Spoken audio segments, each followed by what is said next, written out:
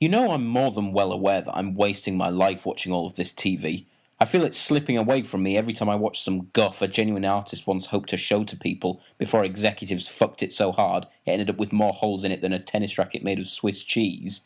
In fact, because I have some kind of misguided loyalty to this piece of shit channel, I even seek out TV to watch, thus using up even more of my time that would be better suited to writing a real script, or meeting new people, or getting a real job, or maybe even counting each brick on a large wall as I smash my head into it.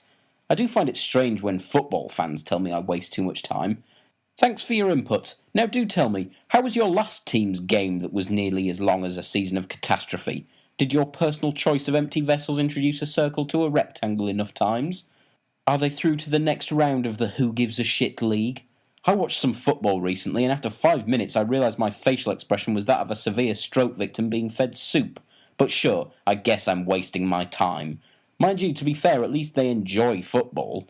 I genuinely thought I could get some mileage out of Piers Morgan interviewing Nigel Farage on ITV, but the thought of actually watching it made me start to think, well, maybe ISIS has a point. I could also have watched the documentary about a boy born with only 2% of a brain, airing on Channel 5, because as it turns out they're doing my punchlines for me now. But no, instead I watched the reality show Spies, a definitely not bottom of the barrel scrape for something, anything, to watch and talk about.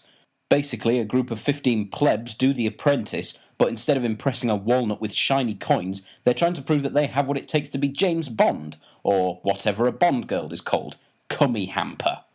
The tests seem almost identical to the tests I did when I became Christ, isn't ITV a carrier bag full of scrotums?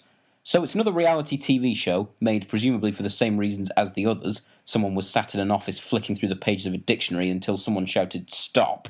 Oh, Spies this time, is it? Okay, what are we going to do? Oh, basically the same as the other shows. Big number, whittle it down one by one using convoluted tests. There we go. This telebollocks is easy, especially when you don't care.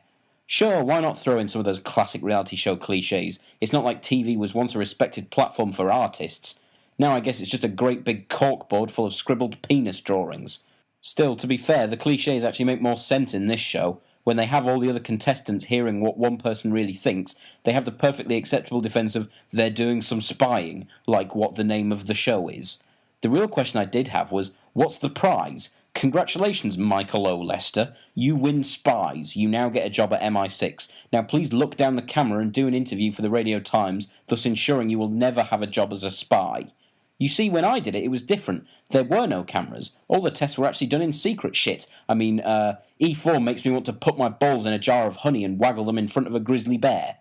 So as the members of the public play games like Follow Baldy, Shoot Maybe, Pretending Part 2 now also learn things, and Talk to the Police, real intelligence agents go some way to undermine any personal or professional achievements. Look, I do actually respect these people, and I'm not just saying that because that black car has been parked outside my house for 3 hours now, but when they're staring down the camera describing their jobs in the same way a poorly endowed man says grower to someone, you start to respect these agencies a bit less. Wow, am I going to get a telling off when I go to work on Monday? Shit, Channel 5 is the TV equivalent of a 20-year-old regularly used bathroom stall with a flush that's never worked.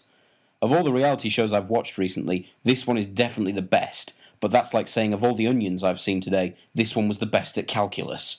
No, it isn't terrible, but don't bother watching it. Just go and watch 3%. It's this but entertaining, and a language barrier hides the cliches well enough. If you want to experience life as a spy, just go out and meet people, use false names and create a past that never happened, or maybe even start a YouTube channel to cover up your checkered past. Fuck off. I hate TV, and you.